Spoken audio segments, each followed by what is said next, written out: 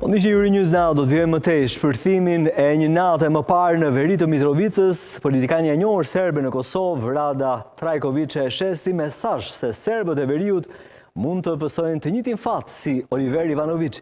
Ish-kreu i serbëve të Kosovës u qellua me 4 plumba në gjoks 16 janarin e vitit 2018 teksa hynte në zyrën e partisë së tij në Mitrovicën veriore.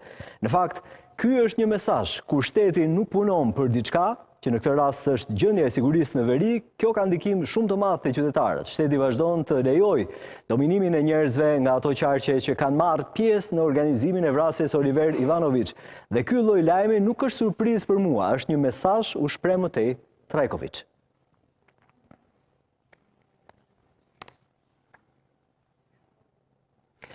Mirë, do të vjojmë të flasim mbi situatën e përgjithshme në Ballkan, mbi atë që po ndodh në Serbi në këto momente, por gjithashtu edhe lajmeve pozitive për sa i përket Kosovës. Kam kënaqësinë që të bashkëbisedoj me zonjën Sonja Biserko, kryetare e Komitetit të Helsinkit për të drejtat e njeriut në Serbi. Zonja Biserko, mirëmbrëma, faleminderit që jemi ne.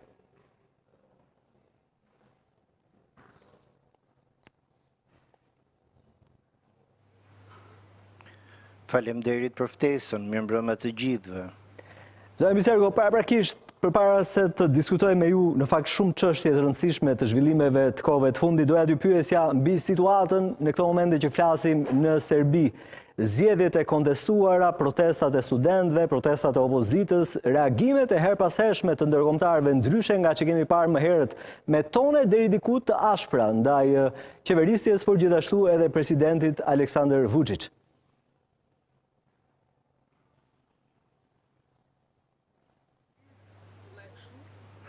Këto zgjedhje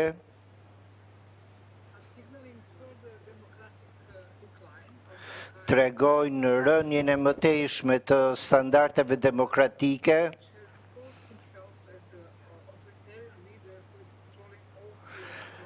dhe Vučić është vetë imponuar si personi që kontrollon gjithçka.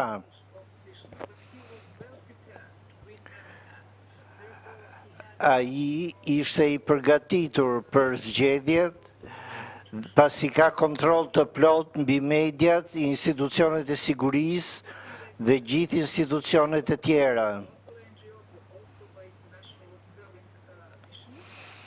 Zgjedhjet u kritikuan nga shumë organizata jo qeveritare dhe nga faktori ndërkombëtar.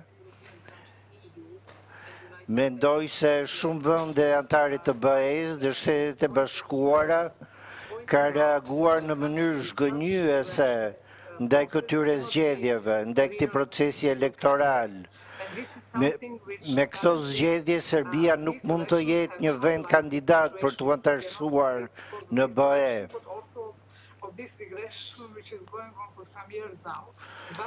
Proceset të tilla mbahen prej disa vitesh në Serbi dhe kemi të bëjmë me një regres edhe për faktin se ndërkombëtarët e kanë toleruar Vučić dhe kanë dështuar në shkëputjen e tij nga influenca ruse.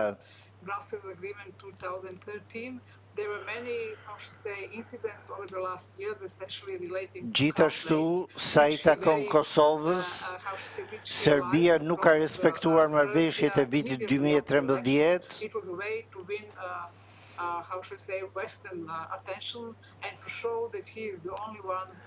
dhe Vučić ka treguar se është i vetmi person që mund të qeverisë Serbinë.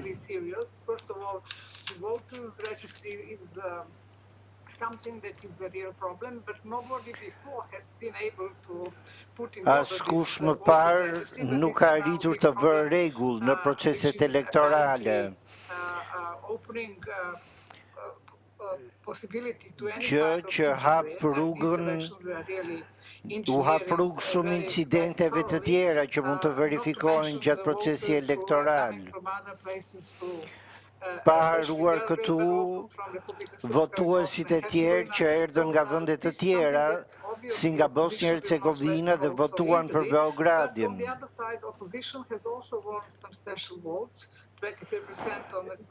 Në zgjedhjet për Beogradin, opozita mori një numër të konsiderueshëm votash,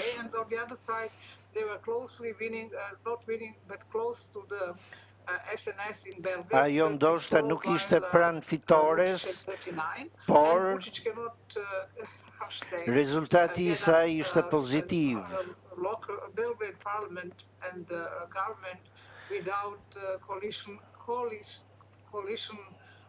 Partner from the other side. In this case, it is the Storovic party, very, how should say, controversial party. But anyway, they hold the key whether the Megjithatë, është dhe zgjedhjet në Beograd do të përsëriten. Vučić e bën këtë sepse nuk ka zgjidhje tjetër, sepse është i detyruar. Ndaj, ai do ta ndërmarrë këtë hap. Por në anën tjetër, kemi Gjermaninë që ka kritikuar procesin zgjedhor dhe kemi edhe Komisionin Qendror të Zgjedhjeve që do të dalin me një përfundim. Në bazë të këtij raporti do të konsiderohet nëse protestat do të vazhdojnë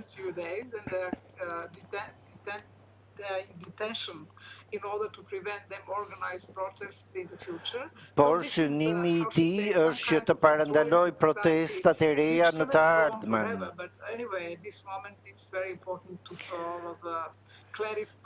Ky pra është një moment shumë i rëndësishëm për të sqaruar parregullsitë në zgjedhje, të cilat mund të përsëriten.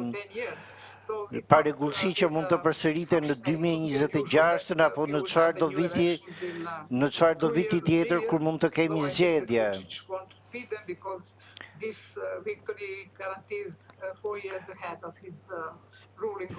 Po, besoj se Vučić nuk do të kërkojë zgjedhje të reja deri atëherë.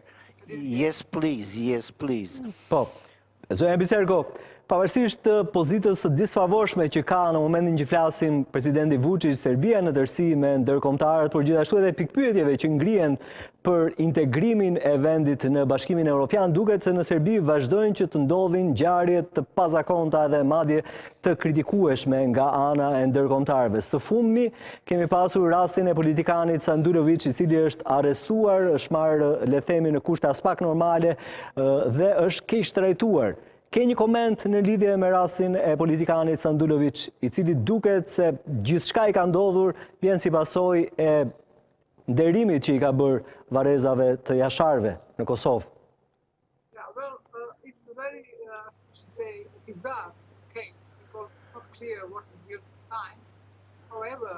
Është një çështje shumë e rëndë dhe deri diku e paqartë.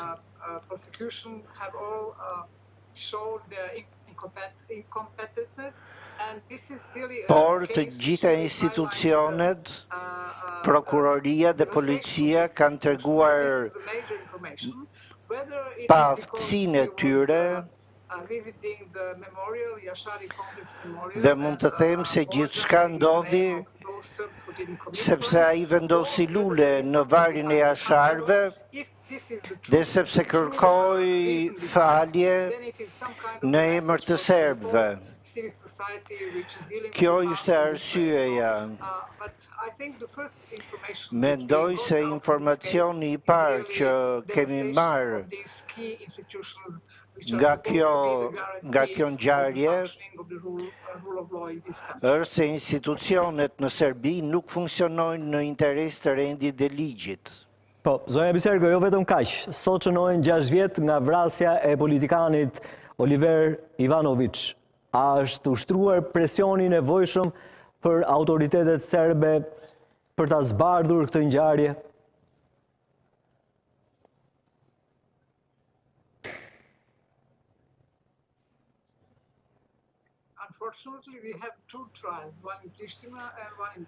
Për fat të keq kemi 2 procese, një në Prishtinë dhe në Beograd. One in Pristina is only dealing with those helping or assisting assassin. Në Prishtinë po trajtohet rasti i atyre që kanë asistuar në vrasje.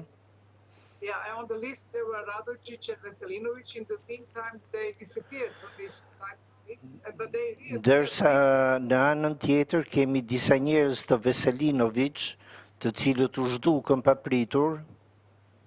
Yeah, they reappeared on Interpol list because of Banska, because he is the one who has come up with revelation that he was the one who organized the whole affair in the north of the Kosovo. Sepse ishte ai njeriu që organizonte gjithçka në veri të Kosovës.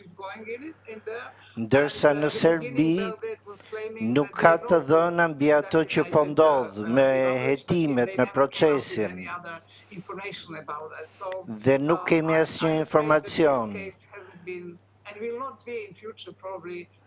Ndaj jam i shqetësuar se kjo çështje nuk do të shqyrtohet si duhet. Ka një protestë sot në Beograd dhe në Mitrovic. Is going to ask for some kind of inquiry, sort of commission to go into this crime, whether it will take place or not. Lidhur me këtë krim, por është diçka që është njoftuar sot, është njoftuar këto ditë.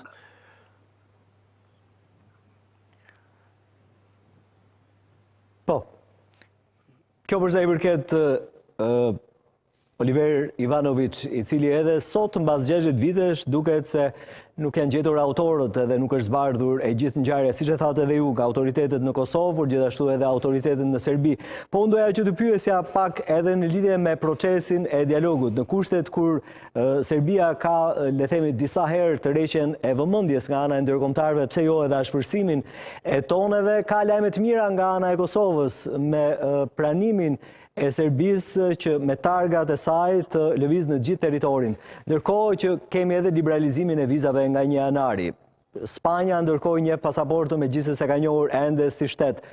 Tashmë, mund themi se të dyja shtetet janë në pozita të ndryshme nga 2023 përsa i përket procesit të dialogut, ka ndryshuar diçka për mirë në gjykimin tënd?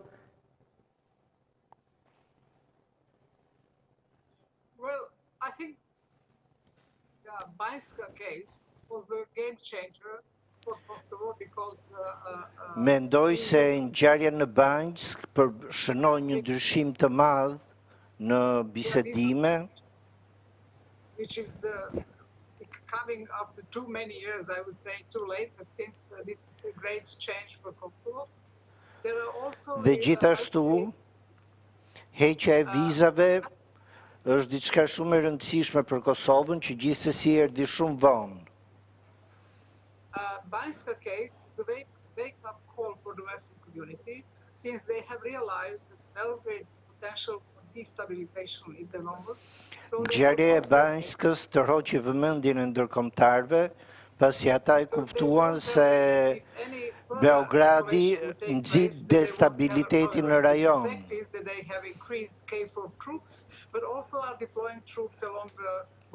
Ata kanë rritur praninë e trupave në veri të Kosovës,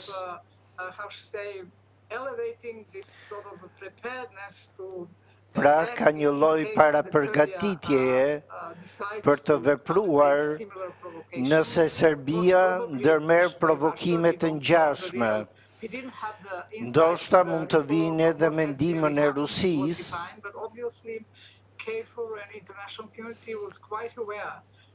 por KFOR-i dhe njësitë e tij ishin në dijeni të asaj që po ndodhte dhe informuan policinë e Kosovës.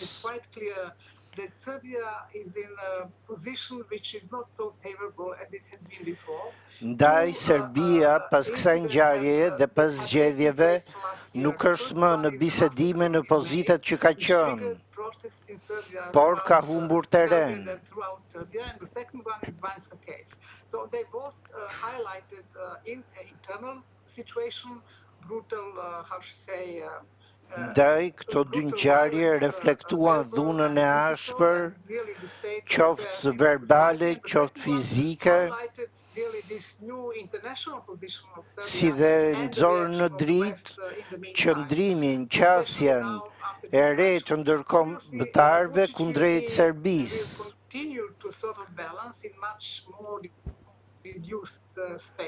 Vučić do të vazhdojë të veprojë sipas stilit të tij, ndoshta në mënyrë pak më të moderuar, to the EU or to the East, this is really up to us, because Russians cannot be so much involved here without our approval.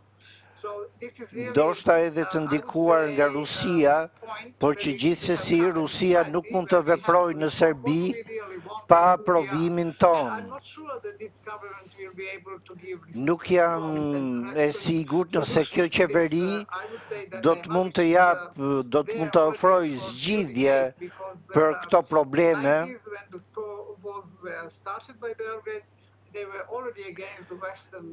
Lufta në vitet 90 u nis nga regjimi i Miloševićit dhe në Serbi çështja nacionaliste vazhdon të jetë shumë e ndjeshme.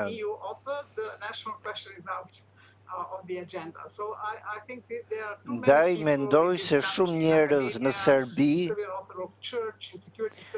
në qoftë në botën akademike, në atë të kishës apo në shërbimet e sigurisë, janë në urdhrat e Vučić dhe shpresojnë që konteksti ndërkombëtar, i cili po ndryshon për fat të keq, mund t'i sjellë përfitime Serbisë. Who won't be sort of willing to sort of pursue those liberal values which were in place all these years in our region.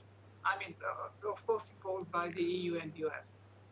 Po, zonja Bisergo, ju e cekët pak më parë ndikimin e Rusisë që ka në Ballkanin Perëndimor, sigurisht nëpërmjet Serbisë, po sa shqetësues është ky ndikim i Rusisë, por gjithashtu edhe aktivizimi i të ashtu quajturës bota serbe në Bosnjë, por gjithashtu edhe në Mal të Zi. A jemi përballë kërcënimit vërtet Ballkani Perëndimor në tërësi, janë marrë masat e duhura, cilat janë masat që në gjykimin tënd duhen ndërmarrë në lidhje me këto zhvillime të fundit? Well, as you know, the Serbian world, so to say, which was very frequently Qeveria serbe, politicians like Aleksandar Vulin, but also people belonging to academia. And I mean, these days, it is really the mantra which is being repeated on a daily basis. And yes, this is something which qeveria serbe me mbështetjen e Rusisë e synon këtë gjë. Është në interesin e Serbisë që të ruaj integritetin e saj dhe të parandalojë që Kosova të bëhet një antare e OKB-s.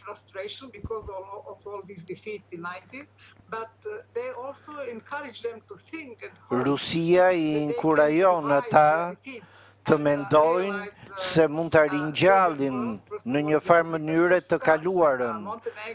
Prandaj dhe Beogradi ka ndikim në Republikën Serbe të Bosnjës dhe kërkon të risndikimin në Mal të Zi dhe në veri të Kosovës.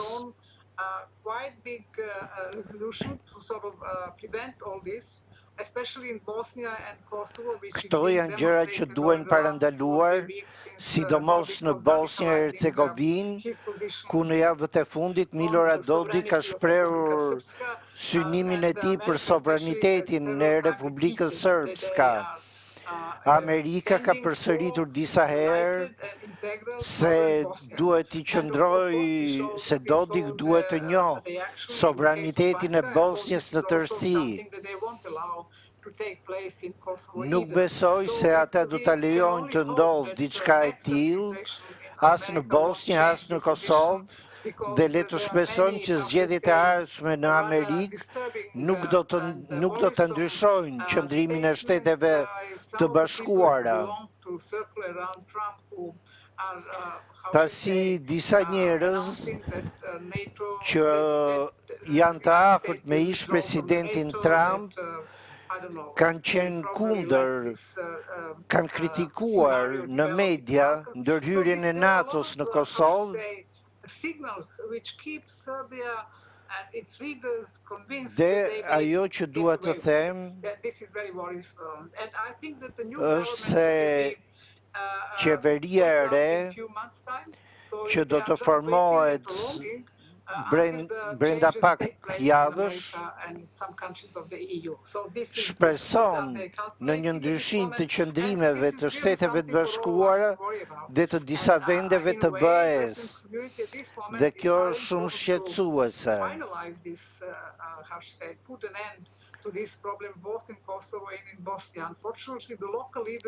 Për fat të keq, liderët lokal në qoftë në Bosnjë, qoftë në veri të Kosovës, por sidomos ata në Serbi, nuk kanë vullnet për të bashkëpunuar dhe për të ndjekur një perspektivë të vërtetë evropiane. Emisario, falenderoj shumë për këtë bashkëbisedim, për opinionet tuaja të vyera. Të uroj mbrëmje të qetë.